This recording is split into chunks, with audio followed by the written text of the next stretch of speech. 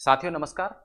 आज की क्लास में हम बात करेंगे स्थिर वैद्युत, वैद्युत धारा और विद्युत धारा बहने के कारण बनने वाले परिपथ, उस परिपथ का घरेलू जो बिजली होती है, घरेलू जो परिपथ होता है, उसमें किस प्रकार से प्रयोग किया जाता है और विद्युत परिपथ के कारण जो तापीय प्रभाव उत्पन्न होता है वो क्या होता है और उस पर आधारित युक्तियां या उपकरण कौन-कौन से होते हैं, उन सभी बिंदुओं के बारे में हम आज की क्लास में बात करेंगे। तो सबसे पहले देखते हैं स्थिर वैद्युत के बारे में। स्थिर वैद्युत की यदि हम बात करें तो स्थिर वैद्युत कहीं पर भी किसी आवेश के कारण होता है, या तो वो धनावेश होगा या ऋणावेश होगा। धनावेश और ऋणावेश धनावेश और ऋणावेश के कारण क्या होता है, किसकी उत्पत्ति होती है? स्थिर वैद्युत की उत्पत्ति होती है। स्थिर जैसा कि इसके नाम में जुड़ा हुआ है, विद्युत जो आवेश होंगे वो स्थिर होंगे, चलायमान नहीं होंगे। यदि जो आवेश हैं ये चलायमान हो जाते हैं तो वो स्थिर वैद्युत नहीं रहता, अपितु क्या बन जाता है? विद्युत धारा बन जाता है। क्या बन जाता है? विद्युत धारा। अर्थात जब भी ऋणावेश और धनावेश स्थिर रहते हैं तो वो क्या कहलाता है? स्थिर वैद्युत। और जब वो चलायमान हो जाते हैं तो वो क्या कहलाता है? विद्युत धारा कहलाता है। विद्युत धारा कहला जाता है। आवेश जैसा हमने देखा दो प्रकार के होते हैं, एक तो धनावेश और एक ऋणावेश। ऋणावेश की जो खोज की गई थी वो किसके द्वारा की गई? बेंजामिन फ्रैंकलिन के द्वारा की गई थी। अब आवेशों के संदर्भ में आपको सदैव ये बात ध्यान रखनी है कि विपरीत प्रकार के आवेश तो एक दूसरे को आकर्षित करते हैं, यानी एक धनावेश दूसरे धनावेश को या एक ऋणावेश दूसरे ऋणावेश को क्या करेगा? प्रतिकर्षित करेगा, एक दूसरे से दूर धकेलेगा। जबकि समान प्रकार के आवेश, विपरीत प्रकार के आवेश जैसे एक प्लस और एक माइनस आपस में क्या करेंगे? एक दूसरे को आकर्षित करेंगे। अब ये धनावेश और ऋणावेश का किसी भी वस्तु में संचयन या एकत्रण किस प्रकार हो जाता है, इसकी यदि हम बात करें तो ये जो होता है वो वस्तुओं के आवेशन के कारण होता है। आवेशन का तात्पर्य होता है किसी भी वस्तु पर आवेश का संचित हो जाना, या तो धनावेश का संचित हो जाना या ऋणावेश का संचित हो जाना। और धनावेश और ऋणावेश का ये संचयन होता है वो होता है इलेक्ट्रॉन के स्थानांतरण के कारण।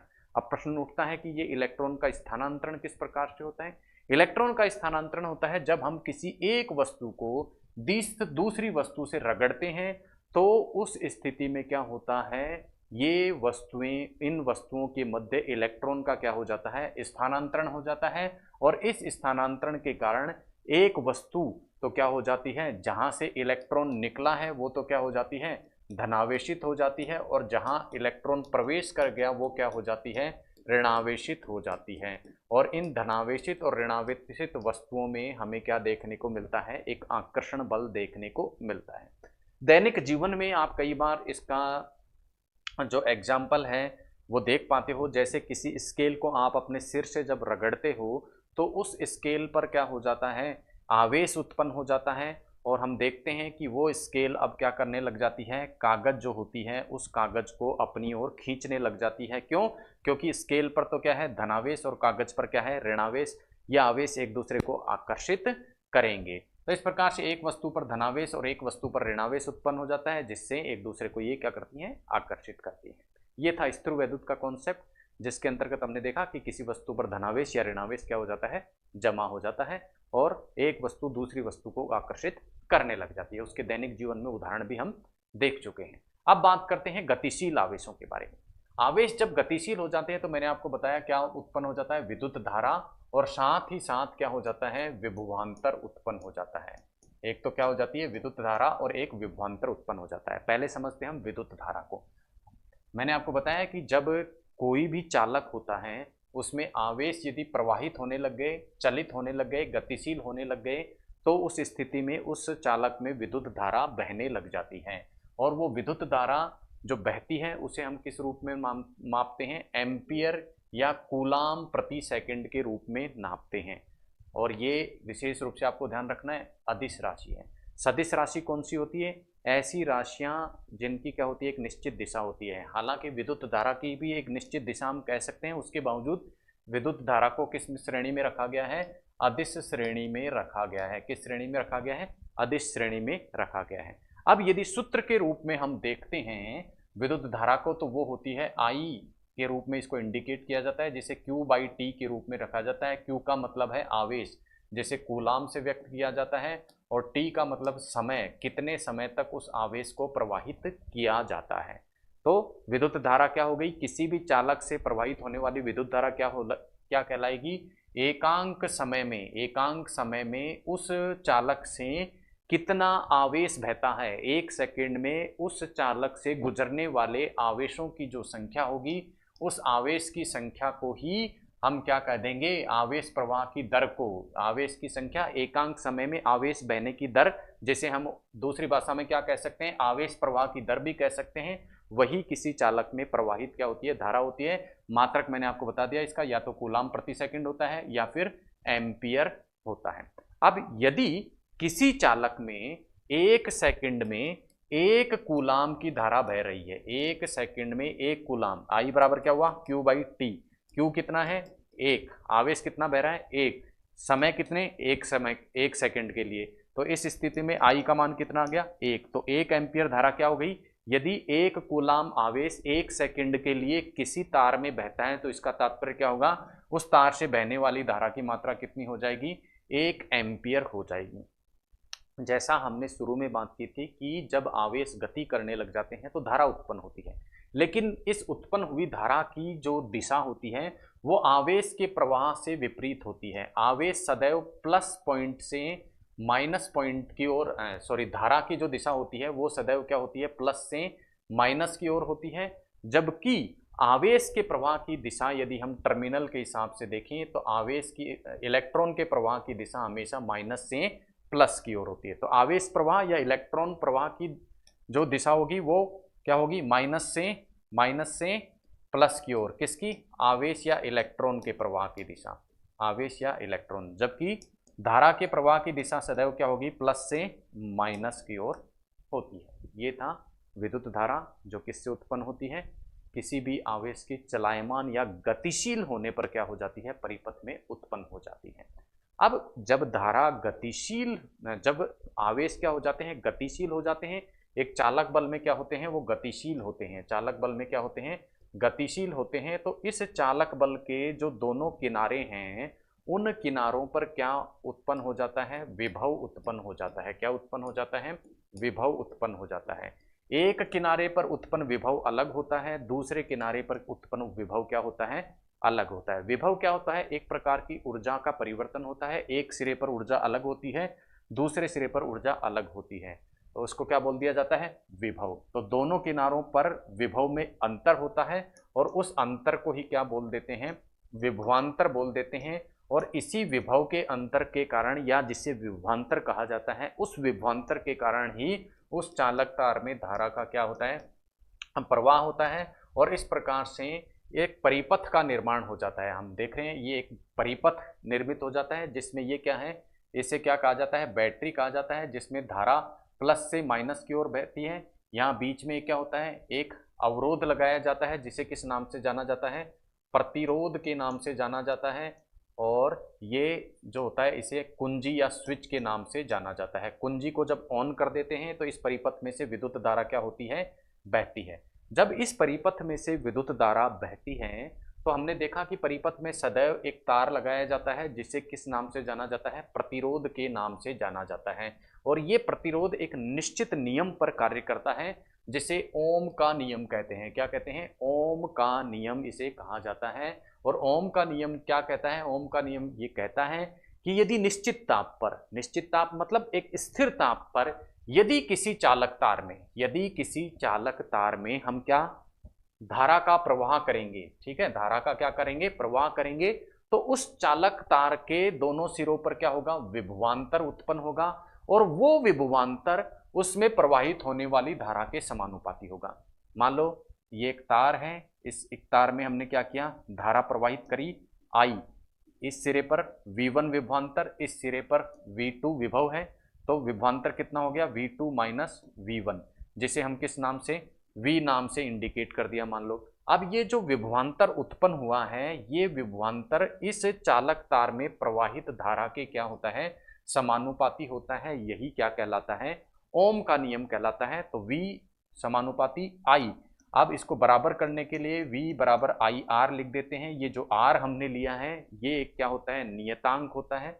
क्या होता है, ये एक नियतांक होता है और इस नियतांक को ही चालक का क्या बोल देते हैं, प्रतिरोध बोल देते हैं। इस नियतांक को ही चालक का प्रतिरोध बोल देते हैं, जिसका मात्रक क्या होता है, ओम होता है। ठीक है, तो ये बात थी ओम के नियम की। और ओम का नियम क्या कहता है, किसी भी चालक में प्रवाहित धारा उस चालक के सिरों पर उत्पन्न विभवांतर के क्या होती है, समानुपाती होते हैं। या इसको हम कह सकते हैं किसी भी चालक के सिरों पर जो विभवांतर उत्पन्न होता है वो उसमें प्रवाहित धारा के क्या होता है, समानुपाती होता है। अब एक चीज हमने देखी थी, प्रतिरोध। क्या, प्रतिरोध। और प्रतिरोध हमने क्या देखा था, आर के नाम से इसे इंडिकेट किया गया था। अब ये प्रतिरोध आखिर होता क्या है, प्रतिरोध को ये सरल भाषा में हम कहें तो प्रतिरोध का तात्पर्य होता है किसी भी वस्तु के द्वारा चालन विद्युत धारा के जो बहना है उसको किस प्रकार से अवरोधित किया जाता है, वही उसका क्या होता है, प्रतिरोध होता है। क्या होता है, प्रतिरोध होता है। तो यानी धारा बहने में जो बाधा उत्पन्न की जाती है, धारा के प्रवाह में जो उत्पन्न बाधा होती है वही क्या कहलाता है, प्रतिरोध कहलाता है। और ये बाधा किसी भी वस्तु द्वारा क्यों उत्पन्न की जाती है वो डिपेंड करता है उस वस्तु के परमाणु और अन्य कारकों पर। तो वस्तु के परमाणुविक विन्यास और कुछ अन्य कारकों के कारण से प्रत्येक चालक धारा बहने का क्या करता है, विरोध कुछ मात्रा में करता है। और वो विरोध की मात्रा ही क्या कहलाती है, प्रतिरोध कहलाती है, जिसका मात्रक क्या होता है, ये अक्षर होता है जिसे ओम के नाम से जाना जाता है। अब ये जो प्रतिरोध होता है, किसी भी चालक का प्रतिरोध जो होता है वो प्रतिरोध आर समानुपाती होता है उसकी लंबाई के। अर्थात किसी चालक की जितनी ज्यादा लंबाई होगी उतना ही ज्यादा उसका क्या होगा, प्रतिरोध होगा। और इसी प्रकार से ये आर व्युत्क्रमानुपाती होता है उसके अनुप्रस्थ काट, या हम कह सकते हैं तार की मोटाई के, चालक तार की मोटाई के। तो चालक तार की लंबाई के तो प्रतिरोध क्या होता है, समानुपाती, और चालक तार की मोटाई के क्या होता है, प्रतिरोध व्युत्क्रमानुपाती होता है। तो सम्मिलित रूप से हम इसे इस तरह से लिख सकते हैं, आर समानुपाती एल अपॉन ए। ए क्या होता है, तार का मोटाई या तार का क्षेत्रफल, अनुप्रस्थ काट का क्षेत्रफल। तार की जो मोटाई होती है, ये मान लो तार है तो इसकी जो मोटाई होती है या इसका जो क्षेत्रफल होता है उसे हम किस नाम से इंडिकेट करते हैं, ए नाम से इंडिकेट करते हैं। अब जैसा हमने सूत्र से देखा, प्रतिरोध लंबाई के समानुपाती, अनुप्रस्थ काट के क्या होता है, व्युत्क्रमानुपाती होता है। इस रूप में हमने इसको लिख दिया। एल क्या है, तार की लंबाई, ए हमने देख ही लिया, क्षेत्रफल है तार का। अब इसको हम क्या लिख सकते हैं, इस रूप में भी लिख सकते हैं, आर इज इक्वल टू, समानुपाती का निशान हटा दिया और इक्वल टू का निशान लगा दिया। जब भी समानुपाती का निशान हटा के इक्वल टू का निशान लाया जाता है तो एक नियतांक यहां पर आता है और ये नियतांक है रो। इसको क्या कह देते हैं, हम रो नाम से इंडिकेट करते हैं। और R equal to rho L upon A इसे हम लिख देते हैं। तो R is equal to rho L upon A का तात्पर्य क्या हो गया, रो नाम से एक नियतांक हमें प्राप्त होता है। क्या होता है, नियतांक हमें प्राप्त होता है और इस नियतांक को विशिष्ट प्रतिरोध के नाम से जाना जाता है। अब ये विशिष्ट प्रतिरोध होता क्या है, आइए इसको समझते हैं। अब देखिए हमने सूत्र लिखा R is equal to rho L upon A. अब मान लिया जिस तार में धारा बह रही है, हम मान के चलते हैं उसकी लंबाई कितनी है, 1, और उसका अनुप्रस्थ क्षेत्रफल भी कितना है, 1 मीटर स्क्वायर। तो 1/1 कितना हो गया, 1। ठीक है, तो ये L अपॉन ए की वैल्यू कितनी हो गई, 1, यानी कि रो इंटू 1, रो इंटू 1 मतलब 1। तो रो बराबर क्या हो गया, R। तो हम विशिष्ट प्रतिरोध को किस प्रकार से परिभाषित कर सकते हैं कि ऐसा चालक, ठीक है, ऐसा चालक जिसकी लंबाई क्या हो, 1 मीटर हो और उसकी मोटाई भी क्या हो, 1 मीटर स्क्वायर हो, यानी एकांक लंबाई और एकांक क्षेत्रफल वाले तार का जो प्रतिरोध होता है, एकांक मोटाई एकांक लंबाई वाले तार का जो प्रतिरोध होता है वही क्या कहलाता है, विशिष्ट प्रतिरोध कहलाता है।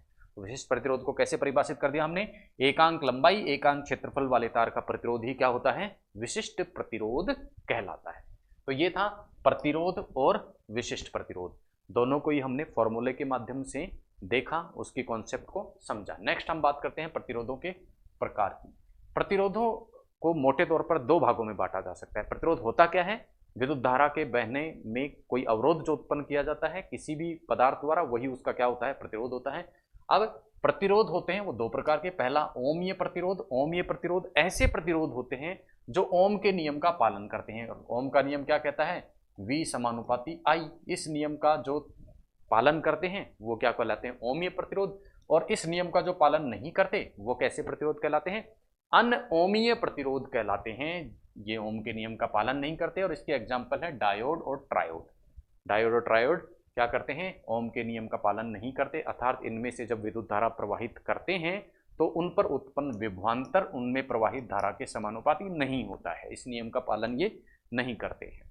तो ये थे प्रतिरोधों के प्रकार। नेक्स्ट हम बात करते हैं शुद्ध और मिश्र धातुओं के प्रतिरोध के बारे में। देखिए, विद्युत का चालन धातुओं द्वारा किया जाता है, तो धातु का कोई तार है वो भी प्रतिरोध का क्या करेगा, शुद्ध धातु का तार भी क्या करेगा, विद्युत का चालन करेगा। ठीक है, विद्युत चालन भी करेगा, साथ ही साथ क्या करेगा, इसका कोई ना कोई क्या होगा, प्रतिरोध भी होगा, कोई ना कोई प्रतिरोध भी होगा। इसी प्रकार मिश्र जो धातु होती है वो मिश्र धातु भी क्या करती है, विद्युत का चालन भी करती है और इसका कोई ना कोई प्रतिरोध भी होता है। अब अंतर क्या होता है शुद्ध धातु के तार के प्रतिरोध में और मिश्र धातु के प्रतिरोध में। जो मिश्र धातु का प्रतिरोध होता है, मिश्र धातु का जो तार होता है उसका जो प्रतिरोध होता है वो सदैव शुद्ध धातु के तार से अधिक होता है। यानी शुद्ध धातु जिसमें किसी प्रकार की मिलावट नहीं है, अब उस शुद्ध धातु में एक अन्य धातु मिला दी जाए तो क्या बन गया, मिश्रित धातु बन गई। मिश्रित धातु से बनने वाला जो प्रतिरोध जो तार होगा उसका प्रतिरोध क्या होगा, सदैव क्या होगा, शुद्ध धातु से अधिक होगा।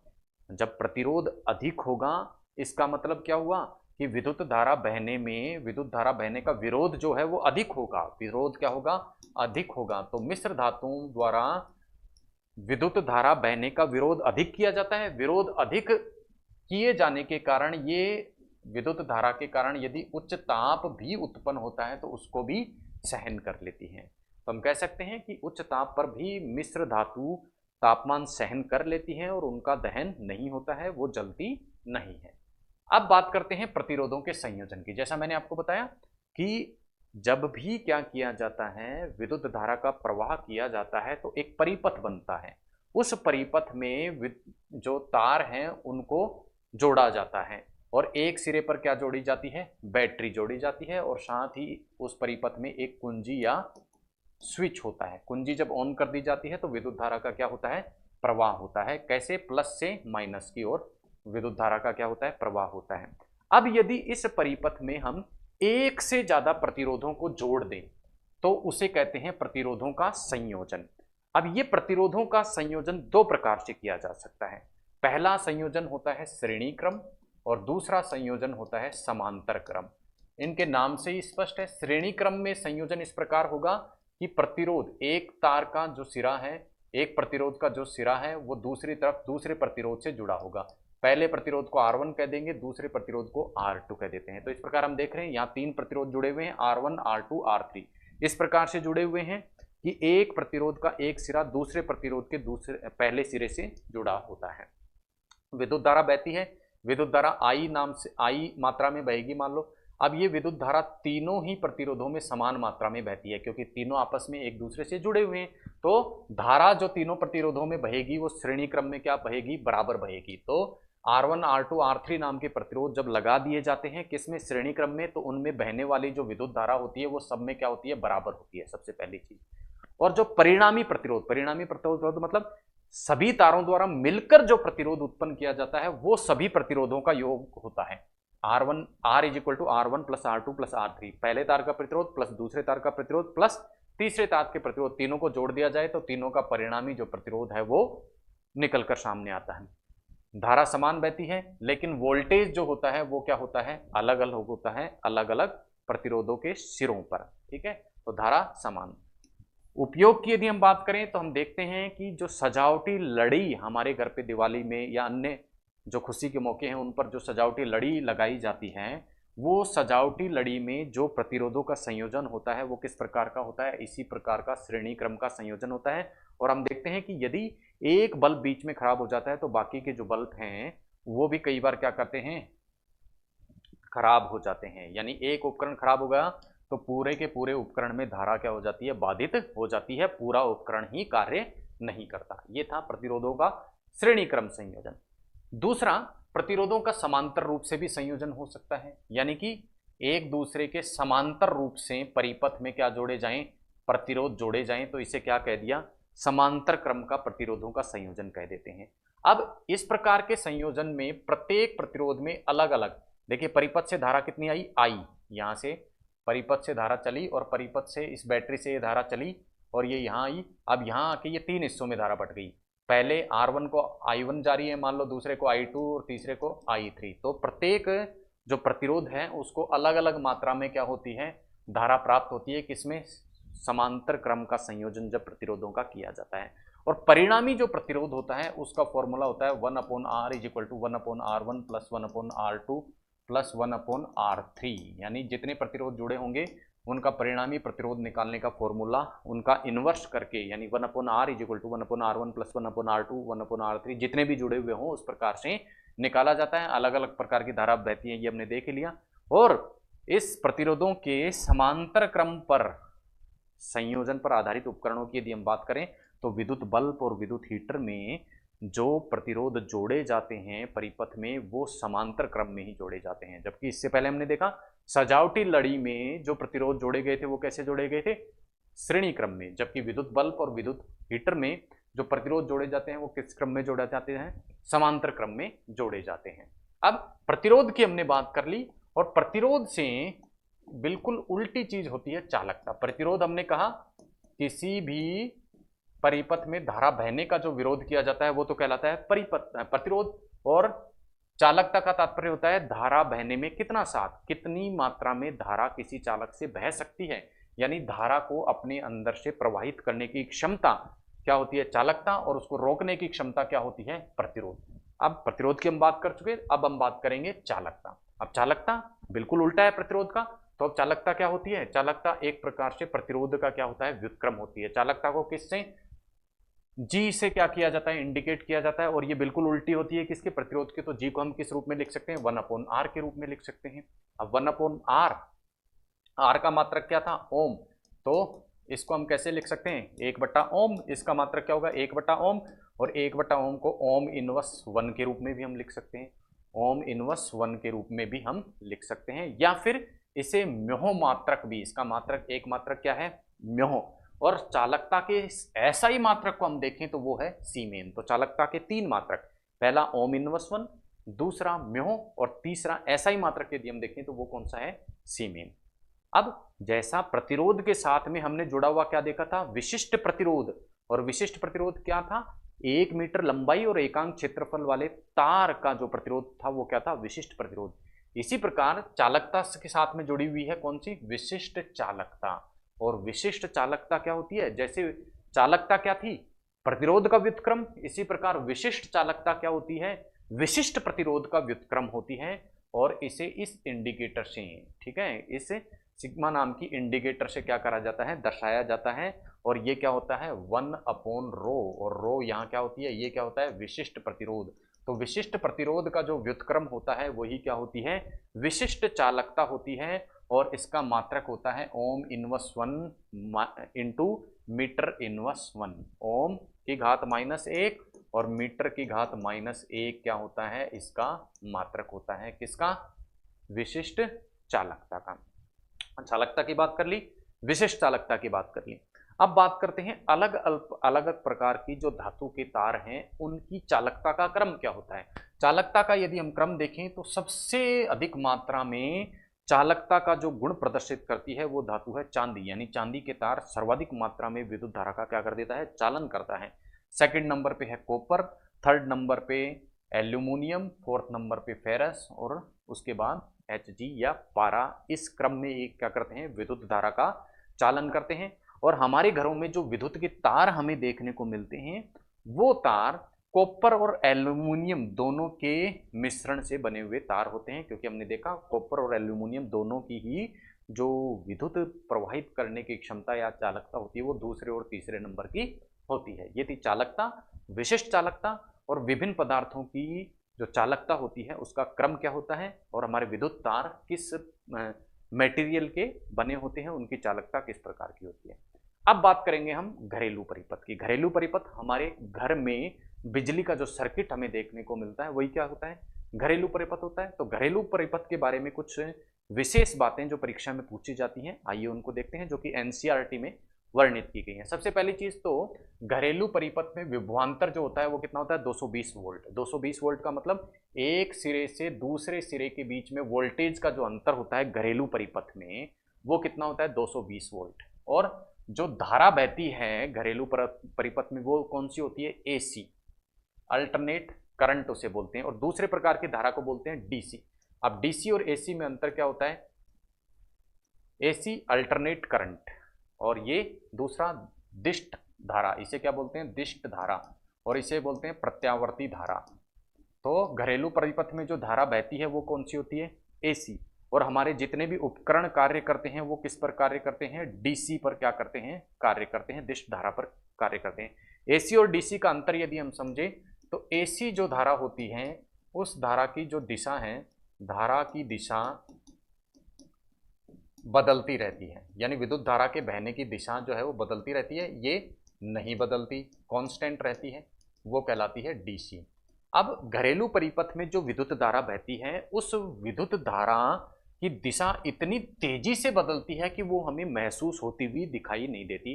1/100 सेकंड यानी 1 सेकंड के 100वें भाग में हर बार विद्युत धारा जो हमारे घरेलू परिपथ में बहती है वो अपनी दिशा को परिवर्तित कर लेती है, इसीलिए इसे अल्टरनेट करंट कहा जाता है। अब जो हमारा घरेलू परिपथ होता है उसमें 3 प्रकार के 3 रंगों के तार हमें दिखाई देते हैं। एक तार कैसे रंग का होता है, हरा, जो कि क्या होता है, अर्थिंग का तार होता है। हरा रंग होता है वो किसका होता है, अर्थिंग का तार होता है। जबकि एक तार होता है लाल रंग का जो क्या होता है, प्लस धनावेशित होता है।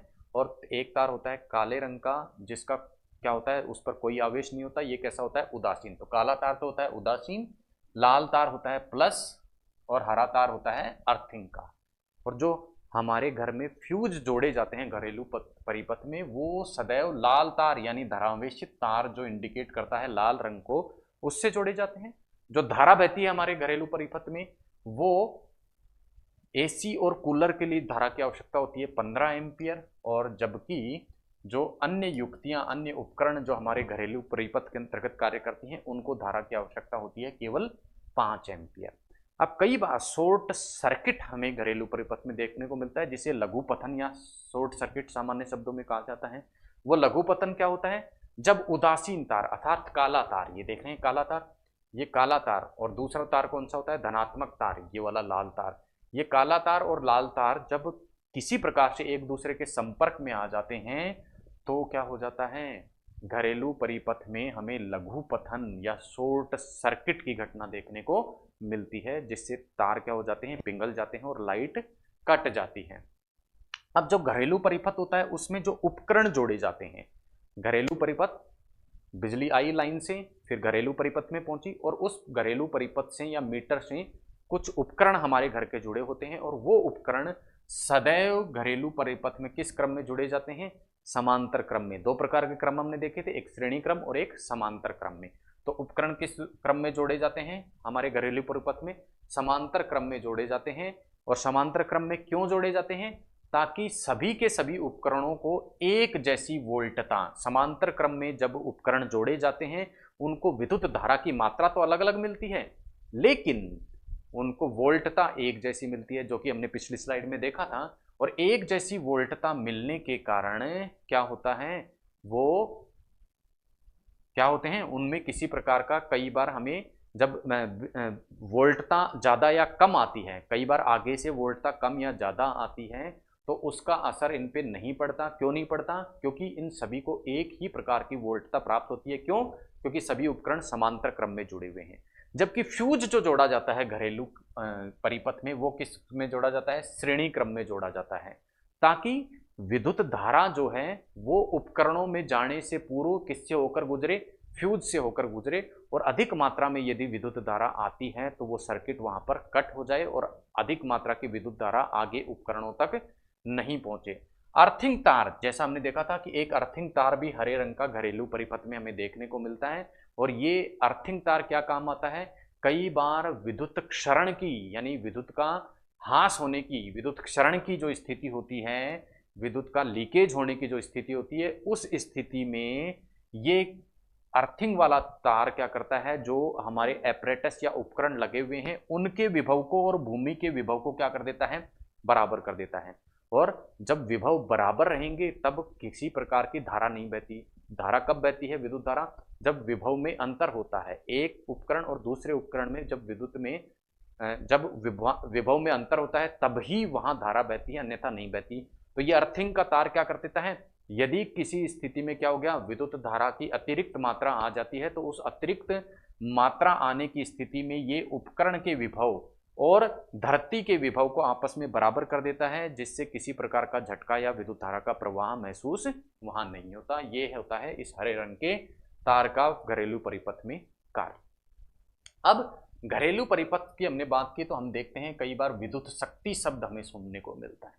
विद्युत शक्ति की यदि हम बात करें तो विद्युत शक्ति एक्चुअल में क्या होता है, मात्रक होता है। किसका मात्रक होता है, विद्युत परिपथ या विद्युत धारा की क्षमता कितनी होती है, उस क्षमता के मापन के लिए किसका प्रयोग किया जाता है, विद्युत शक्ति का प्रयोग। जैसे कितने किलोवाट का कनेक्शन हमारे यहाँ है, उसका तात्पर्य है कि उस विद्युत परिपथ की शक्ति कितनी है, और इस शक्ति को वाट या किलोवाट में मापा जाता है। और इसका ऐसा ही मात्रक तो है वाट, और इसका बड़ा मात्रक क्या है, किलोवाट। तो वाट और किलोवाट में विद्युत की शक्ति को मापा जाता है, और कई बार इसे यूनिट के रूप में भी कहा जाता है। आप कई बार सुनते हैं कि इतने यूनिट जो है वो कंज्यूम की गई हमारे मीटर के द्वारा। तो यूनिट का यदि हम तात्पर्य देखें तो यूनिट का मतलब है विद्युत ऊर्जा की एक निश्चित मात्रा। कौन सी निश्चित मात्रा, जो कि किसी विद्युत परिपथ में 1 घंटे में खर्च होती है। यानी कोई भी विद्युत परिपथ है उसमें 1 घंटे में कितनी विद्युत ऊर्जा खर्च होती है, वो क्या कहलाती है, 1 यूनिट कहलाती है। बशर्ते कि वो विद्युत परिपथ कितने किलोवाट का हो, 1 किलोवाट वाली शक्ति का हो। यानी 1 किलोवाट शक्ति वाले विद्युत परिपथ में 1 घंटे में जितनी विद्युत ऊर्जा खर्च होती है वो क्या कहलाती है, 1 यूनिट कहलाती है, 1 यूनिट कहलाती है। तो ये था किसका कॉन्सेप्ट, विद्युत शक्ति का। अब हम देखते हैं कि हमारे घरों में जो विद्युत धारा होती है वो क्या होती है, हम देखते हैं कि ये क्या होती है। आपने कई बार बड़ी लाइन के कुछ तार देखे हैं, बड़ी लाइन के कुछ तार देखे हैं, ठीक है, बड़े खंबे देखे हैं जिनमें मोटे मोटे तार आपको दिखाई देते हैं। वहां से ट्रांसफार्मर, और ट्रांसफार्मर से हमारे घरों में क्या आती है, लाइट आती है। घरों में क्या होती है, लाइट आती है। अब ट्रांसफार्मरों से घरेलू परिपथ को ये जो धारा गमन होती है, गतिशील होती है या ट्रांसफर होती है, वो कितने वोल्ट पर होती है, 22,000 वोल्ट पे। इसीलिए इन बड़े खंभों को बड़ी लाइन या 22,000 वोल्ट या उच्च वोल्टेज वाली लाइन बोलते हैं। क्यों, क्योंकि इस वोल्टेज पर एक जगह से दूसरी जगह धारा जब ले जाई जाती है तो उसमें ऊर्जा का क्या होता है, ह्रास कम होता है। और ये किस रूप में ले जाई जाती है, प्रत्यावर्ती धारा के रूप में ले जाई जाती है। तो प्राथमिक शक्ति स्टेशन, यहाँ मान लो बिजली उत्पादन होता है, तो बिजली उत्पादन से लेके उसको ट्रांसफर करने का कार्य जो करा जाता है वो इन बड़ी लाइनों के द्वारा किया जाता है। और बड़ी लाइनों में ये प्राथमिक जो शक्ति स्टेशन से बड़ी लाइनों के द्वारा ये जो संक्रमण या ट्रांसफर विद्युत धारा का किया जाता है वो कितने वोल्टेज पर किया जाता है, 22,000 वोल्टेज पर किया जाता है। ये था विद्युत शक्ति, किस प्रकार से विद्युत शक्ति हमारे घरों तक पहुंचती है उसकी बात। नेक्स्ट हम बात करेंगे विद्युत धारा के कुछ प्रभावों के बारे में। उनमें से एक प्रभाव है विद्युत धारा का तापीय प्रभाव। सरल है, सरल शब्दों में यदि हम इसको कहें कि यदि विद्युत के कारण क्या हो जाए, ताप उत्पन्न हो जाए, ताप उत्पन्न हो जाए तो उसे हम क्या कह देते हैं, विद्युत धारा का तापीय प्रभाव कह देते हैं। और ये स्पष्ट रूप से हमें हीटर में देखने को मिलता है। हम देखते हैं कि किस प्रकार से विद्युत से जोड़ने पर हीटर क्या हो जाता है, गर्म हो जाता है। तो इस प्रकार के प्रभाव को ही क्या कह देते हैं, तापीय प्रभाव कह देते हैं। इसमें क्या होता है, उच्च श्रेणी का प्रतिरोध यदि लगा दिया जाएगा, यानी किसी विद्युत परिपथ में हम क्या लगा देंगे, उच्च प्रतिरोध लगा देंगे, तो उच्च प्रतिरोध क्या करेगा, धारा बहने में क्या करेगा, अवरोध करेगा। और अवरोध करने के कारण क्या होगा, ऊर्जा की हानि होगी। ऊर्जा की हानि किस रूप में हमें देखने को मिलेगी, ताप के रूप में देखने को मिलेगी। और तापीय प्रभाव यहाँ से क्या हो जाएगा, उत्पन्न हो जाएगा। और विद्युत ऊर्जा किस रूप में परिवर्तित हो जाती है, विद्युत ऊर्जा यहाँ किस रूप में परिवर्तित हो जाती है, ताप ऊर्जा या ऊष्मीय ऊर्जा में क्या हो जाती है, परिवर्तित हो जाती है। अब कितनी ऊर्जा उत्पन्न होगी ये किस पे डिपेंड करता है? ये 3 कारकों पर निर्भर करता है। सबसे पहली चीज तो धारा पर, कितनी धारा बह रही है। दूसरी चीज प्रतिरोध पर, कि किस प्रतिरोध श्रेणी का तार लगाया गया है। और तीसरा कितने समय तक धारा बह रही है। ठीक है, और इसे क्या कहते हैं? जूल का तापन नियम कहते हैं। और जूल का तापन नियम क्या कहता है? जो यदि किसी तार में विद्युत धारा बहेगी तो उस विद्युत धारा के बहने से उत्पन्न जो ऊष्मा H होगी, उत्पन्न ऊष्मा जो H होगी, वो H किसके समानुपाती होगी? I स्क्वायर, बहने वाली धारा के वर्ग के समानुपाती होगी। वो H किसके समानुपाती होगी? उस तार के प्रतिरोध के समानुपाती होगी। और वो किसके समानुपाती होगी? वो उसमें बहने वाली धारा के समय के बराबर, यानी कितने समय तक धारा जा रही है उस तार में से, उसके बराबर होगी। और इसी को सम्मिलित रूप से क्या कह दिया जाता है? जूल का तापन नियम कह दिया जाता है, जो ये कहता है कि किसी भी चालक से यदि धारा बहती है तो उस चालक में धारा बहने के कारण उसमें उत्पन्न होने वाला ऊष्मीय प्रभाव, उसमें बहने वाली धारा, उसमें बहने वाली धारा, उसके प्रतिरोध और कितने समय तक धारा बहती है, उन सभी कारकों पर डिपेंड करता है, उन सभी कारकों पर निर्भर करता है। जितनी अधिक मात्रा में ये कारक होंगे उतना ही ज़्यादा ऊष्मीय प्रभाव जो है वो उत्पन्न होगा। अब विद्युत धारा का जो ये तापीय या ऊष्मीय प्रभाव हमने देखा, इस पर कुछ युक्तियां कार्य करती हैं जो दैनिक जीवन में हमें देखने को मिलती हैं। ये देखते हैं कौन कौन सी ये युक्तियां हैं जो दैनिक जीवन में ऊष्मीय प्रभाव के रूप में हमें देखने को मिलती हैं। विद्युत धारा के ऊष्मीय प्रभाव को ये क्या करती हैं? इंगित करती हैं। इनमें से पहला उपकरण है विद्युत बल्ब। विद्युत बल्ब, जैसा हम देखते हैं विद्युत धारा हम देते हैं और विद्युत धारा देने पर बल्ब से हमें क्या मिलती है? प्रकाश मिलता है। लेकिन प्रकाश के साथ हम देखते हैं कि बल्ब के आसपास का एरिया क्या हो जाता है? गर्म हो जाता है। तो हमें प्रकाश और ऊष्मा दोनों ही मिलती है, किससे? बल्ब से। तो बल्ब विद्युत ऊर्जा को प्रकाश ऊर्जा और ऊष्मा ऊर्जा दोनों में क्या कर देता है? परिवर्तित कर देता है। अब ऐसा क्यों होता है? क्योंकि बल्ब में एक तंतु लगा होता है और वो तंतु किसका बना होता है? टंगस्टन का बना होता है, जिसका गलनांक क्या होता है? अत्यधिक उच्च होता है, यानी अत्यधिक ज्यादा तापमान पर भी वो क्या होता है? गलता नहीं है। और इस तंतु, टंगस्टन के तंतु की उम्र बढ़ाने के लिए बल्ब में आर्गन और नाइट्रोजन नाम की गैस भरी होती है। जब विद्युत धारा आती है इस टंगस्टन के तंतु को गर्म करती है। गर्म करने से क्या होता है? एक तो ऊष्मा ऊर्जा उत्पन्न होती है और एक प्रकाश ऊर्जा उत्पन्न होती है। इसी प्रकार का उदाहरण है ट्यूबलाइट। कौन सा? ट्यूबलाइट। ट्यूबलाइट क्या करता है? ट्यूबलाइट में भी वही बल्ब वाली मैकेनिज्म, प्रकाश ऊर्जा और ऊष्मा ऊर्जा उत्पन्न होती है। लेकिन ऊष्मा ऊर्जा बल्ब की अपेक्षा ट्यूबलाइट में कम उत्पन्न होती है। इसी प्रकार CFL में भी प्रकाश ऊर्जा और ऊष्मा ऊर्जा, लेकिन बल्ब और ट्यूबलाइट की अपेक्षा CFL में ऊष्मा कम मात्रा में उत्पन्न होती है। तीसरा है, चौथा इस प्रकार का उपकरण है जो कि तापीय प्रभाव पर कार्य करता है, वो है विद्युत फ्यूज, जो घरों में लगाया जाता है। ये जो विद्युत फ्यूज लगाया जाता है वो इस उद्देश्य से लगाया जाता है कि अधिक वोल्टता या अधिक धारा जो यदि प्राप्त हो जाए घर में तो उपकरण खराब ना हो, इसके लिए श्रेणी क्रम में इस प्रकार का एक फ्यूज लगा दिया जाता है, एक तार लगा दिया जाता है। और ये जो तार होता है, ये जो फ्यूज होता है, ये किससे बना होता है? उच्च गलनांक वाली मिश्र धातु से बना होता है। सबसे पहली चीज तो हमने देखा था कि मिश्र धातु का जो प्रतिरोध होता है वो शुद्ध धातु की अपेक्षा कम होता है। इसलिए जो हमारे विद्युत फ्यूज होते हैं उसमें हम प्रतिरोध उच्च होने के कारण किसका काम में लेते हैं? मिश्र धातु का काम में लेते हैं, शुद्ध धातु का काम में नहीं लेते।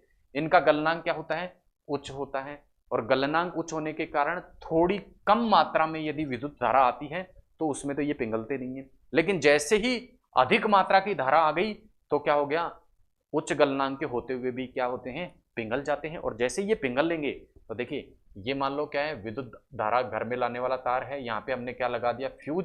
तो जैसे ही क्या होगा? धारा अधिक मात्रा में आ गई तो ये क्या हो जाएगा? पिघल जाएगा। और ये जो सर्किट है यहाँ से क्या हो जाएगा? ब्रेक हो जाएगा और आगे घरेलू परिपथ तक या घरेलू उपकरणों तक ये अधिक मात्रा की जो धारा है वो पहुंचेगी नहीं। 1 से 10 एम्पियर तक की जब धारा आती है उस स्थिति में तो ये जो फ्यूज हैं वो अपना कार्य करते रहते हैं, पिघलते नहीं है और धारा आगे विद्युत परिपथ में बढ़ती रहती है। और इससे ज़्यादा एम्पियर की धारा आ जाती है तो क्या हो जाते हैं? ये परिपथ को तोड़ देते हैं और इस प्रकार से उपकरणों की रक्षा अधिक विद्युत धारा से करते हैं। जैसा मैंने आपको बताया मिश्र धातु के ये बने होते हैं और दो प्रकार की धातुएं इसमें सम्मिलित होती हैं, एक तो टिन और एक सीसा। टिन 63% मात्रा में और सीसा 37% मात्रा में जो है वो इसमें शामिल होता है। और इस प्रकार के मिश्र धातु से ये फ्यूज बने होते हैं। फ्यूज के स्थान पर आजकल हम देखते हैं एक विशेष प्रकार का उपकरण काम में लिया जाने लगा है, जिसे माइक्रो सर्किट बैरियर या एमसीबी के नाम से भी जाना जाता है, जो इस प्रकार की हमारे घरेलू परिपथ में दिखाई देती है। और इनका फायदा क्या होता है कि इनको हम ऑन और ऑफ कर सकते हैं, और जब अधिक मात्रा में विद्युत आ जाती है तो ये अपने आप ही क्या हो जाते हैं, ऑफ हो जाते हैं, नीचे की तरफ इनका स्विच हो जाता है और परिपथ का जो है घरेलू परिपथ में ये विद्युत धारा के प्रवाह को रोक देते हैं। तो ये इस प्रकार से हमने जाना कि किस प्रकार से जो विद्युत धारा का तापीय प्रभाव है वो कार्य करता है, कौन कौन सी युक्तियां इसके ऊपर निर्भर हैं। एक और युक्ति हम देखें तो जो इस्त्री या हम प्रेस देखते हैं हमारे घरों में, या फिर जो हीटर देखते हैं, वो हीटर भी किसके सिद्धांत पर कार्य करता है, तापीय प्रभाव पर ही कार्य करता है। तो आज की क्लास में हमने जाना कि किस प्रकार से स्थिर वैद्युत कार्य करता है, किस प्रकार से विद्युत धारा कार्य करती है, ओम का नियम क्या होता है, प्रतिरोध क्या होते हैं, चालकता क्या होती है, विशिष्ट चालकता और विशिष्ट प्रतिरोध क्या होते हैं, और विद्युत धारा का तापीय प्रभाव जो होता है वो क्या होता है, कौन सी युक्तियां उस पर कार्य करती हैं। मिलते हैं इसी प्रकार के एक अन्य टॉपिक के साथ में अगली क्लास में। तब तक के लिए धन्यवाद। जय हिंद।